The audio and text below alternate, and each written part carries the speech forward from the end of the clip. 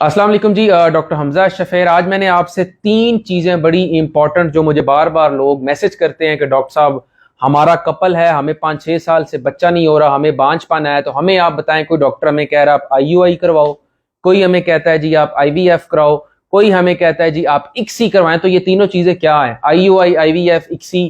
कोई 8 लाख रुपए हमें बता देता है, कोई 10 लाख बता देता है। हमने फलाने की वीडियो देखी थी, हमने फलाने की सक्सेस स्टोरी देखी है, तो ये आखिर है क्या?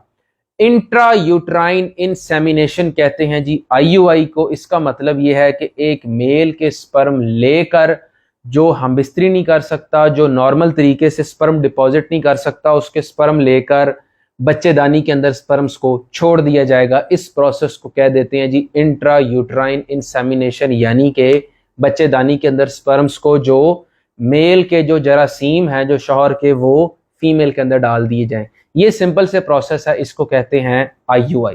सेकेंड नंबर पे प्रोसेस आता है जी IVF, इन विट्रो फर्टिलाइजेशन। मां के अंदर से अंडा लिया जाएगा, बाप के अंदर से स्पर्म लिया जाएगा, अंडे को एक प्लेट में रखा जाएगा और स्पर्म्स को उसके इर्द गिर्द जो है वो छोड़ दिया जाएगा। स्पर्म खुद ब खुद ही जो है वो जो अंडे है उसको हमल ठहराएंगे, फीटस बनाएंगे, आपस में इकट्ठे होंगे और उस चीज को जो जाइगोट, जो एम्ब्रियो होगा, जो आपस में मिलाप से बनेगा, उसको हम मां के अंदर जाके रख देंगे। इस प्रोसेस को कहते हैं जी IVF। ये तब होता है जब जनाना बांझपन हो, जब औरत का मसला हो। अगली चीज आती है जी ICSI, intracytoplasmic sperm injection.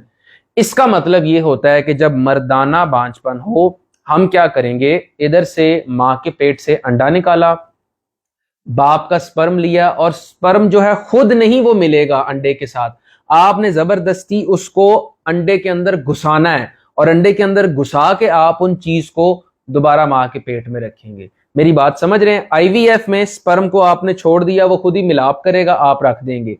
ICSI के अंदर, इंट्रासाइटोप्लाज्मिक स्पर्म इंजेक्शन के अंदर, आपने स्पर्म को जबरदस्ती अंडे के अंदर डाल के फिर आपने मां के पेट में रखना है। तो ये तीन प्रोसेस होते हैं, IUI, IVF और ICSI। इन तीनों में से जब नॉर्मल तरीके से हमल ना ठहर रहा हो, हमल ना हो रहा हो, 5-6 साल हो गए हो, तो फिर इन प्रोसेस की तरफ जाया जाता है। तो मैंने आपको आसान अल्फाज में बता दिया जी, intra uterine insemination, in vitro fertilisation और इंट्रासाइटोप्लाज्मिक स्पर्म इंजेक्शन क्या चीजें होती हैं। डॉक्टर हमजा शफीर।